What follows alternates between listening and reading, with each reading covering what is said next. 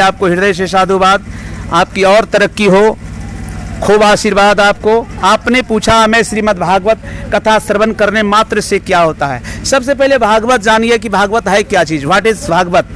भागवत में 4 अक्षर होते हैं महाशय, भ ग व त। भ से भक्ति हो। श्री श्री 108 श्रीमद् भागवत कथाओं को लेकर आज दूसरा दिन संपन्न हो गया है। आज आचार्य श्री रवि किशोर महाराज जी से हम ज्ञान प्राप्त करेंगे, आखिर श्रीमद् भागवत कथा क्यों किया जाता है और इसका क्या फल की प्राप्ति होती है। आइए रूबरू आपसे कराते हैं श्री श्री 108 श्री भागवत कथाओं को लेकर।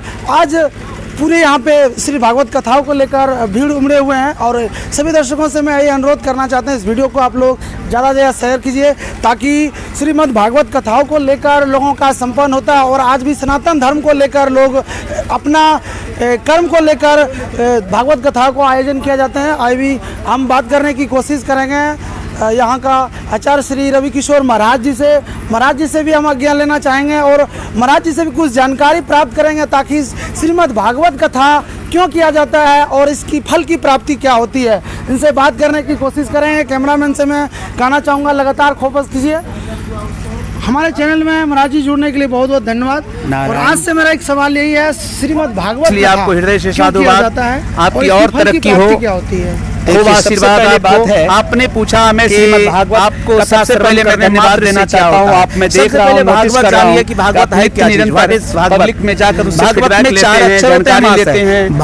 ग शोभा यात्रा में आपने बहुत भूमिका निभाई होती है। गौ से ज्ञान, वो से वैराग्य और तो से तत्व की प्राप्ति, दैट इज कॉल्ड भागवत। उसे हम भागवत कहते हैं। अब रही बात इसको सुनने से क्या होती है। इसे सुनने से पापी जीव भी परिपक्व हो जाते हैं, तृप्त हो जाते हैं। ये साधारण चीज नहीं है, ये कली काल का चलता फिरता प्रयाग है। जो एक बार इसमें स्नान कर ले धोखे से भी वह मधुपाक हो जाता है, वह परम बैकुंठ के भागी बनते हैं। ये भागवत सुनने का फल है।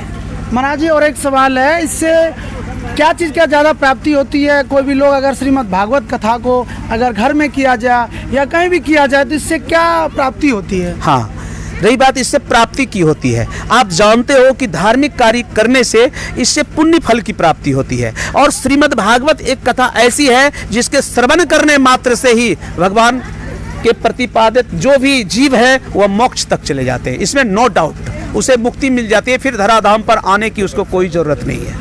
तो श्रीमान जी मैं कहना चाहते हैं कि आपसे कि और कब तक यहाँ पे भागवत कथा का। ये आज दूसरी दिवस है जी, आज दूसरी दिवस की प्रथम पाली हुई और अब जो है और शेष 5 दिनों तक होगी, यानी 23 से 11 तक आपके धराधाम के बाका मंगरा के पावन धरा पर कथा होगी। इसके बाद हम लोग 23 तारीख के रात्रि में एकादशी उद्यापन करेंगे। फिर 24 तारीख को मुख्य यजमान को आशीर्वाद दे करके हम लोग अपने निज धाम को जाएंगे। श्रीमान से मैं अनुरोध करना चाहता हूं, इस वीडियो को आप लोग ज़्यादा से ज़्यादा शेयर कीजिए ताकि श्रीमद् भागवत कथाओं को लेकर इच्छुक और जितना भी यहाँ आए हुए हैं सबसे अनुरोध है इस लाइव कास्ट को 8 बजे रात्रि से लेकर 11 बजे तक चलेगा। फिर सुबह 8 बजे से लेकर 11 बजे तक लाइव कास्ट इस चैनल के माध्यम से चलाया जाएगा। श्री श्री 108 श्रीमद् भागवत कथा मंगरा बांका विहार। इस वीडियो को ज़्यादा शेयर कीजिए। Thank you so much. नारियों का आदर होती है, वहां पर देवता निवास। इसलिए पुरुष भाइयों को भी नारी का सम्मान करना चाहिए और नारी को भी अपने पति का सम्मान करना चाहिए। लेकिन ये चीज नहीं था। आत्मदेव तो बहुत सुंदर थे, उनकी पत्नी उल्टे स्वभाव, उनका नाम धुंधुली था, बड़ा क्रूर था, हर वक्त कर्कश वाणी बोलती थी।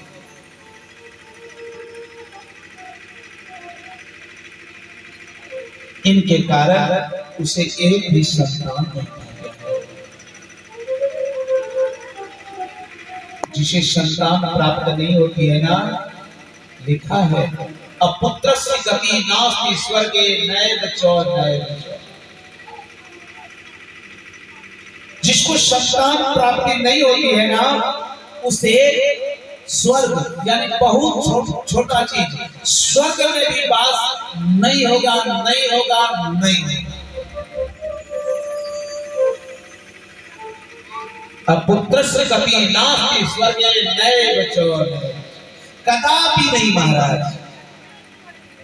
सो धुंधली और आत्मदेव के बीच में खटपट के कारण समझिए तो, या तो आत्मदेव तो बड़ा धर्मात्मा था, लेकिन उनकी पत्नी क्रूर स्वभाव की थी, जिसके कारण से वह कभी मां न बन सकती। इतना ही नहीं, उनके घर में रहने वाले जीव जानवर जो भी थे वह भी मां बन नहीं पाए। देखो बहुत आदमी इफेक्ट होता है क्या, आपके पड़ोसी अच्छे हैं कि नहीं, पड़ोसी सुंदर होने चाहिए, नहीं तो आपको दिक्कत होती है। कहते हैं कि बसी कुसंग चाहत कुशल, जो रही में सौर महिमा घटी समुद्र का रावण वश्य फल। यानी अगर आप अच्छे हो और आपके पड़ोसी बुरे हैं तो उसका असर यह होगा कि बुरे की कुशलता से आपको भी डैमेज करेगा। कैसे? समुद्र के किनारे लंका है, लंका के राजा रावण थे। रावण ने माता सीता का हरण करके लंका ले आए। समुद्र का इसमें कोई दोष था? कोई दोष नहीं था, लेकिन लंका तक पहुंचने के लिए समुद्र को बांधना पड़ गया। समुद्र बंधा गया महाराज। जो बंधा जाता है ना वो कमजोर होता है, वो कमजोर बनना पड़ गया उसको। समुद्र बंधा गया, कहते बांध दिया समुद्र को, यानी समुद्र को बांधने लायक बना दिया। इसीलिए पड़ोस